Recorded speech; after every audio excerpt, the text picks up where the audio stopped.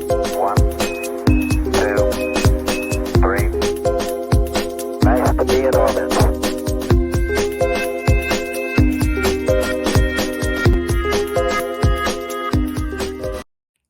And we're back with News Talk Crypto with Benjamin Dichter. I am Mark Petroni, so very glad that you could join us on this edition of the show. I think the word is about crypto that a lot of people don't understand it, but it's filtering more into popular culture. All right. When you're on Tucker Carlson's show on Fox News, while you've definitely begun filtering into whatever's happening in mainstream America. And there's a video out recently with Tucker interviewing a guy named Michael Saylor, who's gone all in on Bitcoin, borrowing money, buying Bitcoin. He feels that this is definitely the future. And so they brought this guy in to kind of explain it all. And that's a good thing in the world of Benjamin Dichter, who's a crypto enthusiast. He's been trading cryptocurrencies for a long time, specifically a holder of Bitcoin. And you see that as a harbinger of the future as more and more people find out more and more about cryptocurrencies. They're going to be filtering in. And over time, the value is going to go up even faster, correct? Yeah, well, I think it also shows something very important, that Bitcoin transcends all aspects of the political spectrum. So if you look at somebody like Saylor, Saylor is kind of a California lefty. He talks about energy all the time. I think he's always thinking about chakra and yoga or something. Maybe that's why. But regardless, and then you have somebody on like Tucker Carlson's the complete opposite end of the political spectrum. And yet they are able to come together and discuss this important issue, which is another like additional effect it's giving us in this time where, you know, things are so divided because the media is fueling this division in our society. And the one thing they're attacking is Bitcoin, which is the one thing that seems to be the unifying thing that we can all kind of agree on, because we all care about our money and our well-being, and this seems to be a good solution for us. Let's listen a little bit to this interview that Tucker Carlson did with Michael Saylor, and they're just talking about exactly what Bitcoin is. Let's listen. It's probably going to be a central feature of our future. Is this a good thing? Is it a bad thing? Can you benefit from it? And by the way, what is it exactly? You may have been afraid to ask that question. So we've searched long and hard for about 5 years, actually, to find someone who can answer all of those questions in a credible way that non-experts can understand. And we think we found one. He is Michael Saylor, who you probably recognize. He's an entrepreneur, of course, co-founder and CEO of MicroStrategy. He is a huge investor in Bitcoin specifically, and we think, maybe despite that or because of it or both, the man to ask. So he joins us now. Michael Saylor, we're really happy to have you here. Thank you very much. Thanks for having me, Tucker. So I basically summed up my own position as clearly as I possibly could. I didn't know what to make of cryptocurrency. I don't understand it. I made fun of it. It's clearly not going away. It's clearly a really big deal. So let's just start at the beginning, if you don't mind, explaining what is it? Okay, what is Bitcoin? Bitcoin is the first engineered monetary system in the history of the human race. Full stop. All right. What's he talking about? Engineered. I mean, money, fiat currencies have been created, right? Obviously, because they exist. We've had them for whatever, hundreds of years. What's the difference between creating a fiat currency like the dollar and engineering one?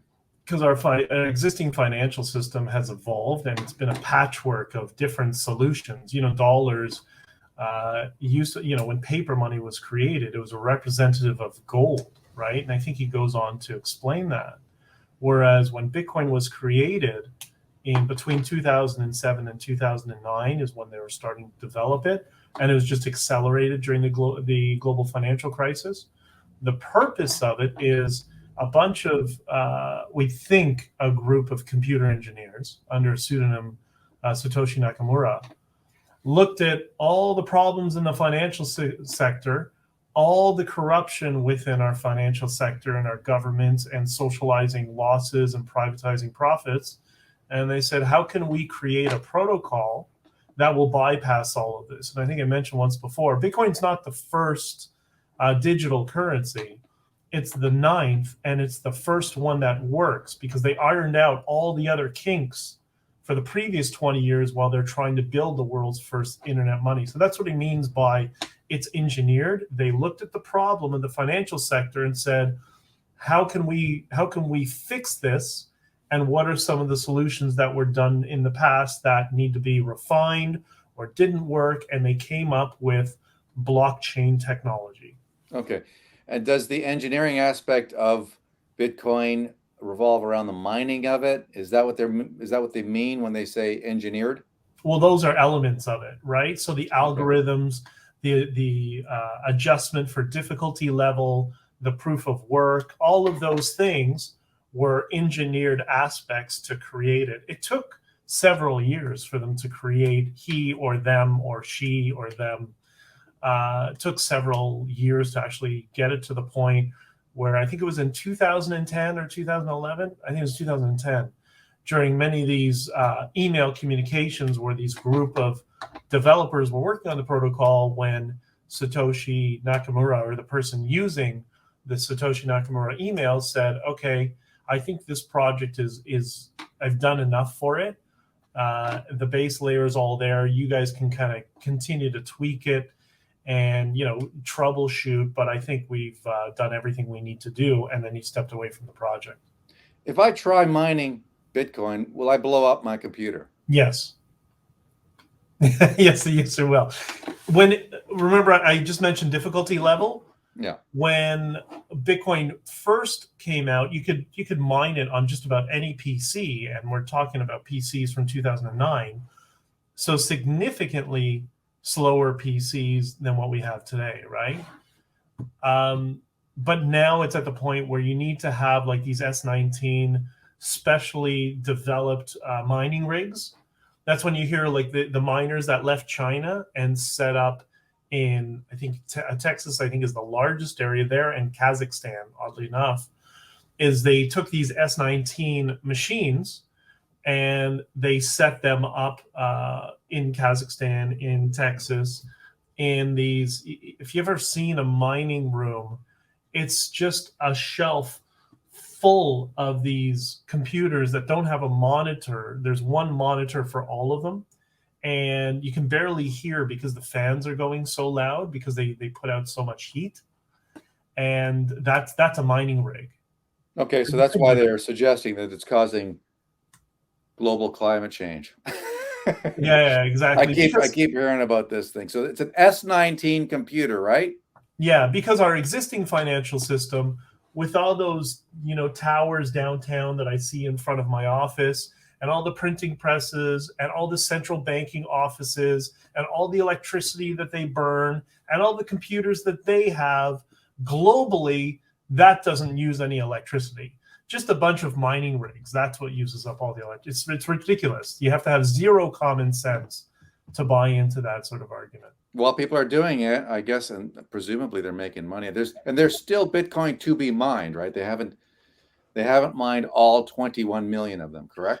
There's I think we're approaching it. We're coming close to 19 million Bitcoins mined of the 21 million. There's 900 mined every day. And in 2024 is the next halving. And that's when we'll be down to 450 coins mined every day. So that's why it's a deflationary currency. It's the opposite of an inflationary fiat currency. There's going to be fewer and fewer new Bitcoins on the market as time goes on. And in 2028, there's going to be 225 new Bitcoin mined every day. Already today, the supply is spoken for every day. It's all bought up. It's bought up by companies like PayPal, like Michael Saylor, the financial institutions that are getting into it, whether it be Goldman Sachs or whatever. Let's listen to more of this. Excuse me. Let's listen to more of this interview with Michael Saylor, who spoke with Tucker Carlson. So now to explain it, the first question is, what's money? The second question is, what's the problem? And the third question is, what's the solution? Right. Bitcoin is the solution. Now go back to the beginning. What is money? Well, an economy consists of goods, services, and property. I want you to do something for me. I want that product. I want you to manufacture something for me. I want that house. I want that land. That's half the economy. Now, the question is, how do I send 37 horses to you? And then how do we keep the books balanced? So you have to send me back money. Money is socio-economic energy. Money is monetary energy, or it's the energy, the backhaul energy that we use to trade with. If I can send you 10 bushels of corn and you can send me money equal to 10 bushels of corn, then we can trade with each other. So in the history of the world, human beings have tried different monies. We've used seashells. We used the giant stone coin of the Yap people. We used tobacco bales in colonial America. We've used copper coins, silver coins. We've used stone coins. We use glass beads in Africa. These are all types of money. Eventually, we got to settle on gold and gold coins as money, but gold was never fast enough as money. How do you move 10 tons of gold from here to there? So ultimately, people used ledgers, and those ledgers were issued by a merchant, or they were issued by a mayor, or they're issued by an emperor. And you can go back 5,000 years and you can find Sumerian tablets in clay where they've etched in like 37, bushels of oats in return for something. These were the ledgers. So money is that shared ledger of who owes what to whom. And a lot of times the money is a token, like a glass bead. But the problem with a glass bead is, if the Africans use a glass bead and the Europeans show up and they can manufacture 1 million glass beads, the Europeans dump 1 million glass beads on the Africans. The Africans lose their homes and their livestock and all their wealth, and they're impoverished. So if you have weak money and someone else has strong money, if they can manufacture the money, like in the Pacific Islands, they use stone coins. Some European showed up in a ship and he realized that stone coins are rare on one island, but they're very plentiful, big stones on another island. He sailed to the other island, picked up the stones, brought them back to the first island, and enslaved everybody on the island. All right. So, Benjamin, people are going to be listening to this and their eyes are going to be glazing over. I hate to say it, but he's gone back in time. And I appreciate the history lesson on fiat currencies, how they came about, the problems associated with commerce and having a convenient exchange of currency. But I thought that cash solved that problem. What happened? Well, I think the history lesson is important because most people don't understand money and the history of money in our financial system. They just don't, or our monetary policy. Cash is used right now for daily transactions, and it'll probably always be there as a layer 2 form of money, but Bitcoin is a layer 1 form of money, much like gold, right? What do you mean? What's a layer 1? It's a base layer of money. You're not necessarily going to exchange with it, but it's used as the support system or the foundation for wealth. That's what layer 1 money is. But I'll give you an example. We're all talking about inflation. Yes. Over the past year, that the price of goods have gone up. We had Thanksgiving in the United States. Turkey prices are up by 20%, let's say. Yeah, there's inflation if you're using US dollars. But if you stored your wealth in Bitcoin, the price of turkey has gone down by 2/3 since last year. Why? Because last year, this time, Bitcoin was at $15,000 or $18,000. And today it's up at around $56,000. And that's been consistent with Bitcoin year after year. Year after year, it's always, the average is that Bitcoin increases in value by 200% a year, more or less. So, you're suffering inflation. But how much of that is just because of irresponsible managing of money by Federal Reserve, by the banks of, Bank of Canada and all these central bankers who are just printing, creating money out of thin air by the trillions of dollars? I mean, if things were responsible, if the federal banks were responsible, maybe we wouldn't need Bitcoin. Is that fair? Forgive me for answering a question with a question, but when have they been responsible, right? Like they target 2% inflation every year. That's 2% theft from your wealth every year is targeted intentionally, right? Because this is how governments are paying down the debt. What they do is Right. they make sure to have you locked into their system for capital controls, Yeah. and they devalue the currency so they can pay off their debt. So they're stealing from you. So they not only tax you, but then they also double tax you by stealing from you. Right. And So Bitcoin you're is a paying way them back in inflated dollars, or actually deflated value, dollars that are less than when you borrowed. That's right. I don't know if I was clear, but let's listen to Michael Saylor finish his thought.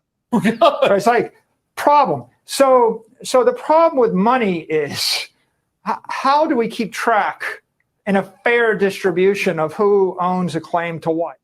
So you've All noticed right, a lot so of there you go. people buying crypto. That was the end of that. And so he's saying that the way you solve that problem is with cryptocurrencies, and that, to your point, the first 8 attempts to create such a thing failed, but now they've got it straight. Basically, yeah. And that's what we've seen over the past 10 to 12 years now, that the protocol is stable. It's never been hacked. Governments have tried to ban it. They've failed. That's why they're going to threaten regulation. At least certain people in government will. It's ultimately going to fail because it's failed multiple times. So they'll learn to work within the Bitcoin framework. And I think that's where the commercial banks come in, and they offer up solutions to work within the Bitcoin framework. And you'll see that we'll have a symbiotic relationship between government fiat currencies and your layer 1 Bitcoin money. And those two will interact with each other. Got to ask you about Jack Dorsey's Square Crypto, rebranded as Spiral. So here is Jack out at Twitter, but he's in a big way in Bitcoin, and they're focused on making Bitcoin the planet's preferred currency. There's Jack Dorsey's smiling face. His beard is a lot smaller. And so well, he's look at saying, him. He looks like he left Twitter and the Taliban the same day. What's the difference? No, okay, look. So is this is this? Well, the Taliban they're allowed on Twitter, are they not? They have multiple Twitter accounts. Yeah. Trump doesn't. No. But the Taliban does. Okay, so talk about this. Is this a big deal? Is this something we should be paying attention to or not? I think this is just another of many data points that shows, and we've seen them, many of them over the years, as the protocol gets adopted and accepted into society. You're going to see every day there's something new that comes up, whether it's a commercial bank is going to be accepting Bitcoin as a pristine asset, or companies like Square rebrand and start to focus on Bitcoin. You're going to see a lot of that. You also see Visa and MasterCard also have indicated interest in working within Bitcoin. So this sort of stuff is going to go on for years as the entire world slowly shifts over to utilizing this layer 1 system of money. Because again, half the world doesn't have a bank account. Right. Okay, part 2 of our interview coming up. 1,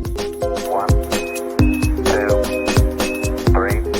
That's why we know that the price is going to increase because now the entire world is going to have access to it. Does that make sense?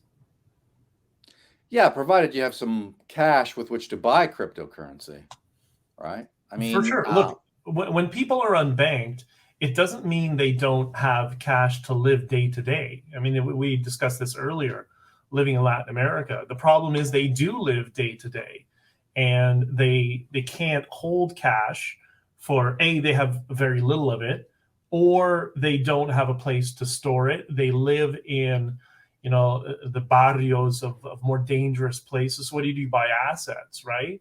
You try to buy a little motorcycle. You try to buy a little radio and clock, like that sort of stuff. That's how people hold value. Well, now they don't have to do that anymore. Now they actually have a banking solution for them.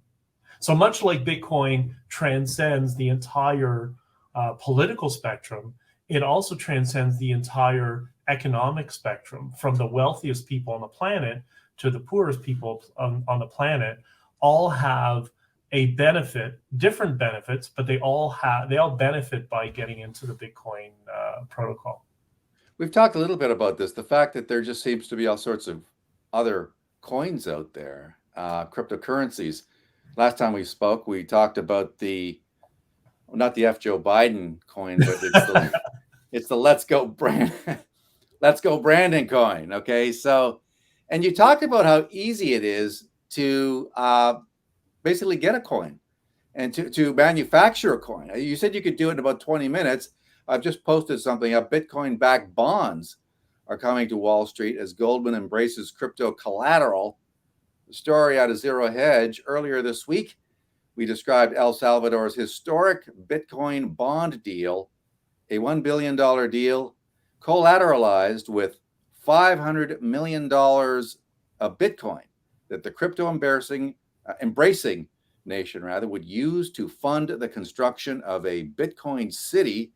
As we said at the time, other countries are likely to look onto how they too can get money without having to deal with the rapacious bankers at the IMF. And last time, of course, we even played that clip by Christine Lagarde, the arch globalist and banker. She's talking about Bitcoin as if it's the devil, when in fact we know that she's the devil. What do you make of these bond issues? Is that a good thing? Well, first, Christine Lagarde could be an evil character in any Disney movie. Like, she really looks like that. Like Cruella de Vil type deal. That's right. 101 Dalmatians. Okay, gotcha. But this is where we're going, without getting to too much detail with DeFi and liquidity pools and whatever. If you hold Bitcoin, you're going to see in the future there's going to be more opportunities for collateralized loans. That's what's going on in this whole DeFi, decentralized financial system. That is also that's something separate from Bitcoin, but tangential and related. So if you hold Bitcoin, we're going to get away from these uncollateralized loans that our degenerate bankers use to gamble, and then once they lose money, they socialize their losses. They go out to the governments and put their hand out, right? We're going to get away from that system, and where people do want to borrow money for a business venture, for anything in their lives, improvement to their house, whatever, it's going to be like a collateralized loan against your home, because Bitcoin, like your home, is a pristine asset and it's property. And also, when people need to utilize collateralized loans, they're a little less careless and sloppy when it comes to borrowing money. They tend to think a little bit more carefully, and we see that happening in the DeFi sector, that when people are borrowing different cryptocurrencies for a variety of reasons, they're far more careful with it when they have to ante up their existing Bitcoin, if that makes sense. Yeah, all right. So I think it's kind of a way to give a big middle finger to the central bankers, people like Lagarde. I mean, is that really at the heart of the appeal of cryptocurrencies, Bitcoin and specifically, as you're saying, look, it's like going off grid. I don't know, man, that just kind of popped into the head. You know what I mean? It's like, yeah, I'm not going to plug into the city's, the municipal water supply. I'm going to produce my own, or, generate my own power.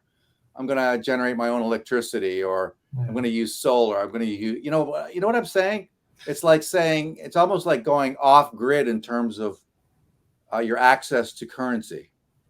Well, it's a way from getting, it's a method to get away from this existing financial system that is currently imploding. And it's led by, in some cases, criminals or fraudsters, or people who are they're disingenuous, like the financial media. The best was this article that came out in The Economist that myself and many others have been warning for a few years now has fallen off the deep end. And they ran a headline this week: a sharp rise in inflation has blindsided many economists.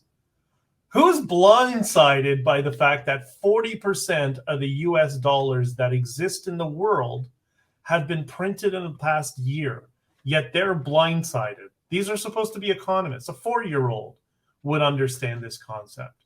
So it's a way to get away from that and to say, I'm not going to reject our existing financial system outright, because, we're going to pay in your regular day-to-day bills and your e-commerce, your regular commerce and stuff like that. But you know what? My savings and the assets that I'm going to build, I'm going to put a little bit of money over here into this new system that I know is property. It is going to be, I will be able to get collateralized loans against it if I ever want to, but it's a safe, secure way to store my wealth that gives me full autonomy. And it's completely separate from the analog banking system. Here's a story in markets. Bitcoin's bullish trajectory intact, Benjamin, but December jump to 100K looks unlikely. That, according to analysts, with the end of the year approaching, most investors will probably liquidate positions to present decent annual performances. That, according to one observer. Now, that applies to Bitcoin. I understand that happens to stocks. Sometimes you see a Santa rally. Other times you see maybe a bit of a sell-off as people get closer to tax time or whatever. I don't know. Is 100K doable by December? We're in December. What am I talking about? Maybe end of December. I heard the best quote this week about financial advice, people who write these sorts of articles. Financial advice is horoscopes with math. These people have no idea. They have no idea. What we do know, one of the things that's happening in the market, like you asked me a few days ago, oh my God, Bitcoin went down, 1% or 2%. Why is it going down? And one of the things we know is happening tangentially on the side is the Mt. Gox settlement. So Mt. Gox back in 2013, 2014, was the only Bitcoin exchange. It was really the only place to buy Bitcoin if you weren't mining it yourself, right? There's 3 ways to get Bitcoin. You earn it, you buy it, or you mine it on your own, okay? So back then, this was the first exchange, and it got hacked, and people lost millions of dollars of Bitcoin. So not Bitcoin got hacked, the exchange that was storing their Bitcoin got hacked.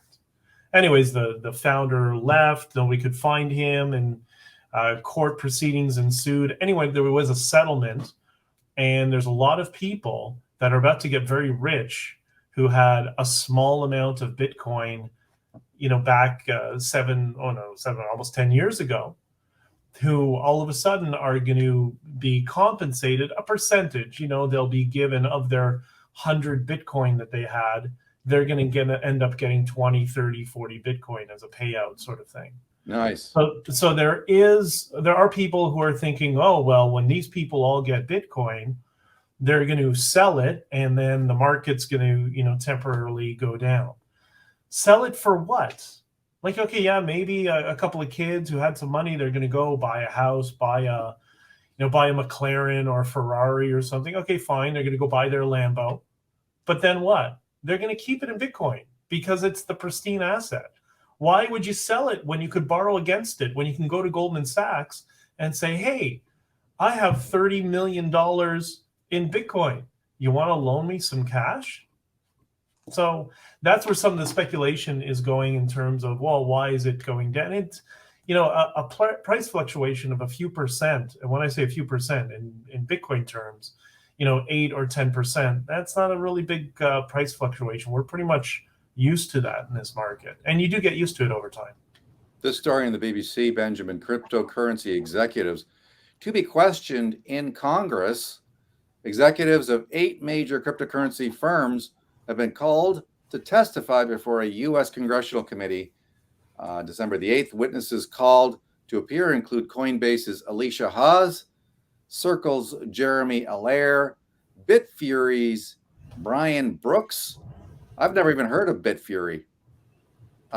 It will be the first time the companies representing these controversial sectors. Well, the controversial sector, Controversial. here you go, the controversial sector have been questioned in this way. U.S. politicians across the political spectrum have called for more scrutiny of cryptocurrencies. There you go. Now, this is going to make people a little more wary as they see this. Here they are being hauled before Congress, questioned this controversial sector. Oh yeah, just like they did to Jack Dorsey and to Mark Zuckerberg, right? And you know what they'll do when the microphone's off? They're going to turn to them and say, "Hey, you got any tips? What should I buy?" That's what they're going to do. What's interesting about that is Armstrong, who's the CEO of Coinbase, 3 or 4 months ago, he had a private meeting with, you know who? No. Jerome Powell. Wow. So there's like to have been a fly on the wall on that one. Exactly. Maybe Powell was looking for work at that time because that's right. So there's a lot of dialogue going on behind the scenes, and you know, I don't know if this article's in the Economist, the same people who don't understand supply and demand, but I wouldn't really take this as anything that's legitimate. You know, okay, yeah, sure, they're going to talk because they're talking all the time. You know, I wouldn't terribly worry about it. Well, what do you think might come out of it? I mean, a bunch of politicians are going to learn how to make a lot of money with Bitcoin. That's what I think is going to happen. All right, but forget about 100K Bitcoin this month. Well, you know what's interesting? Max Kaiser, who's a controversial figure, but he's hysterical. He's one of the wealthiest Bitcoiners. I think he holds 250,000 Bitcoin. Wow, how much he has. And Max Kaiser said, you know, in many interviews, people are like, the politicians are gonna block it. The politicians, he's like, listen, and he's very animated. He says, you know what you're gonna learn about life? I own the politicians. I have 250,000 in Bitcoin. They'll do what I want because I will line up their office with as many lobbyists as I want, and I'll make sure they won't be able to move. And there is some truth to that that's how our system works. So when people think, oh, they're going to ban, like, you know, when Pocahontas there is like, oh, we're going to ban it. No, Pocahontas, like Nancy Pelosi, is going to try her very darnest to turn it into an asset that makes them money. That's all they care about. Well, do you think Elizabeth Warren owns Bitcoin secretly? I don't know. How many of these people in Congress and these big players actually own Bitcoin but are very quiet about it? Her, I don't know, but I would almost guarantee, if I was going to speculate, that Nancy Pelosi owns Bitcoin, just because her husband is in the financial sector. He's magically. She just bought a house. Did you hear this? She bought a house on the water in Florida. Let's remember, global warming is going to wipe out all the coasts, right? But she bought a house on the water this week for $25 million. She's been in Congress since, like, you know, 1890. Rich. But the Obamas bought one on Martha's Vineyard on the water for $70 million. Where are these guys making all this money? Wow, right? He must really be. They must have been clipping coupons in the White House. I mean, wow, they must have. They did a terrific job. Yeah, exactly. You know, stocking away their cash. Yeah, on a president's salary all those years. That's right, my friend. It's been a blast as always. Thank you so much for enlightening us on all things crypto related. My pleasure as always. Got to take a quick timeout commercial break. Back with more on NewsTalk Saga 960.